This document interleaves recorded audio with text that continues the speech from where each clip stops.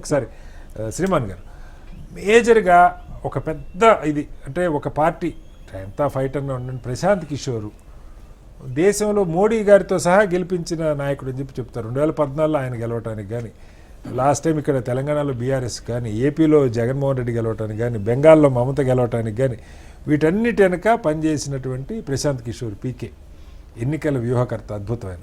అట్లానే ఆయన ఎన్నికల ముందు వచ్చి దిగల 3 సంవత్సరాలుగా విస్తృతంగా పాదయాత్ర చేసి బీహార్ లాంటి పేద రాష్ట్రంలో ఇప్పుడు మనం చూసాం. సరే ఇప్పుడు ఫలితాలు ఎలా ఉండండి, స్వయంగా ముఖ్యమంత్రి సొంత విలేజ్ కూడా చూపించారు. ఈ రోజుకి యాప్లు పెట్టి పళ్ళు దొంకునే పరిస్థితి ఉంది అక్కడ. మేకలు ఏ ఇంటికి కూడా కనీసం ప్లాస్టింగ్ జరిగిన పరిస్థితి కూడా లేదు. నేను విజువల్స్ అన్ని చూశాను కాబట్టి చెప్తాను. నితీష్ సొంత గ్రామం 20 ఏళ్ళుగా ఆయన ముఖ్యమంత్రి ఉన్నా కూడా స్టిల్ పేదరికం ఉంది. 10,000 పెట్టి ఏం చేస్తారంటే మేకలు కొనుక్కుంటాం, ఆవులు కొనుక్కుంటాం అని చెప్పే దగ్గరే ఉన్నారు తప్ప అంతకంటే ఇంకా పెద్దగా అక్కడ పరిశ్రమలు ఏమి రాలేదు, డెవలప్మెంట్ ఏమి చెప్పుకోదగ్గ పరిస్థితి. కొంత ఇన్ఫ్రాస్ట్రక్చర్ వచ్చి ఉండొచ్చు. ఇలాంటి చోట ఒక కొత్తగా ఎమర్జ్ అవుతున్న పార్టీకి చెప్పుకోవడానికి బోలెడు అంశాలు ఉంటాయి. ఇక్కడ అభివృద్ధి లేదు, ఉద్యోగాలు లేవు, వలసలు పోయారు, కరప్షన్ ఉంది, సెక్యూరిటీ లేదు, క్రైమ్ రేట్ ఎన్నైనా చెప్పచ్చు, 100 కొద్ది అంశాలు చెప్పచ్చు. అలాగే ఆయన నిజాయితీ పరులైన కాస్త క్రెడిబిలిటీ ఉన్న మంచి మంచి ఆఫీసర్స్ని సమర్థుల్ని తీసుకొచ్చి అభ్యర్థులుగా పోటీ పెట్టాడు ప్రశాంత్ కిషోర్.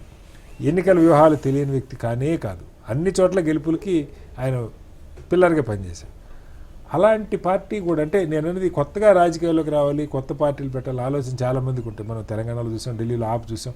ఒక ఆప్ తప్ప తెలుగు రాష్ట్రాల్లో చేసిన ప్రయత్నాలు కానీ అంటే ఈ కొత్త రాజకీయానికి అసలు ఏమన్నా స్కోప్ ఉందా? దీన్ని బట్టి కూడా మీకు ఏమర్థం అవుతుంది? పీకే ప్రశాంత్ కిషోర్ దేశ రాజకీయాల్లో ఒక బలమైన ఇంపాక్ట్ చూపించాడు. 2014 ఎలక్షన్స్లో బీజేపీ గవర్నమెంట్ ఫామ్ కావడానికి అతని స్ట్రాటజీ అద్భుతంగా పనిచేసింది. చాయ్ పే చర్చ ఆయన ఆలోచన అద్భుతంగా పనిచేసింది. ఆ చాయ్ పే చర్చ నుంచి అతను దేశవ్యాప్తంగా ఫైలాయించాడు. మొత్తం ప్రతి ఒక దశలో సిపిఎం పార్టీ కూడా అతన్ని కన్సల్టెంట్గా పెట్టుకోవాల ఆలోచన దగ్గరికి వచ్చింది. సిపిఎం పార్టీ జనరల్గా అట్లాంటి వాటిని ఇంట్రెస్ట్ చూపించదు, ఆ లెవెల్కి వచ్చింది. అయితే మీరు చెప్పిన పాయింట్లో నేను డైరెక్ట్ పాయింట్కి వచ్చేస్తాను. హీ నోస్ బెటర్ ఏ రాష్ట్రానికి ఏ ఈక్వేషన్స్ సెట్ అవుతాయనేది అతనికి పూర్తి క్లారిటీ ఉంది. ఇప్పుడు ఒక స్ట్రాటజిస్ట్గానే అతను పార్టీ పెట్టాడని మనం అనుకోవడంలో తప్పేం లేదు. అక్కడ అతను ఎవరికో కన్సల్టెంట్గా కూడా పనిచేసి ఉండొచ్చు, పేరుకి పోటీ చేసాడు కానీ బ్యాక్ ఎండ్ లో ఎవరికొన్న పనిచేసి ఉండొచ్చు.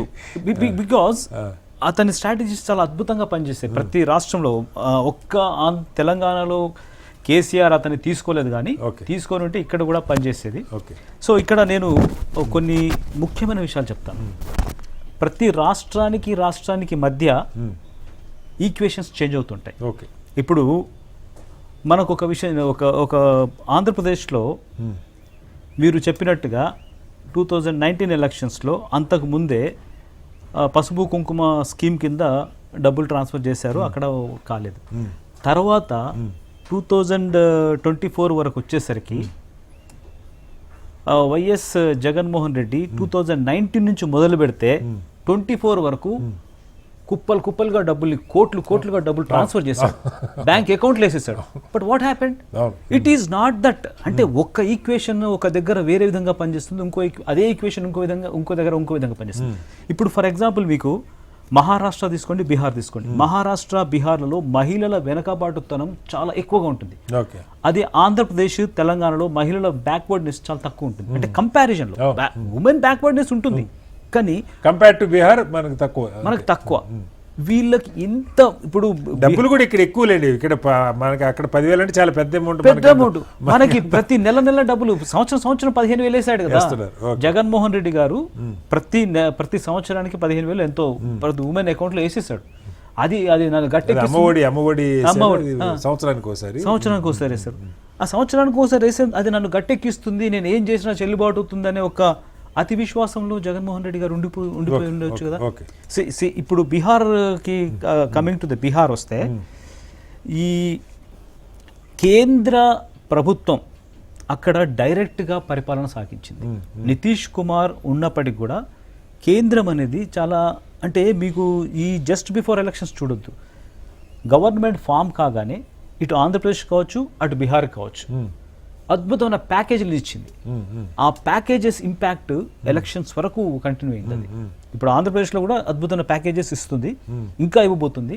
బీహార్ కూడా ఈక్వల్ బికాస్ ఆఫ్ ఈ ఇద్దరి వల్లనే అక్కడ కేంద్రంలో ఆయన సర్కార్ ఏర్పాటు చేశారనేది ఉంది కాబట్టి హ్యూజ్ అమౌంట్ రిలీజ్ చేసింది. దట్స్ ఓకే, అది అయిపోయింది. ఈ మరొక కీలకమైన అంశం ఏంటంటే సెకండ్ ఫేజ్కి జస్ట్ 12 hours ముందు బాంబ్ బ్లాస్ట్ జరిగింది.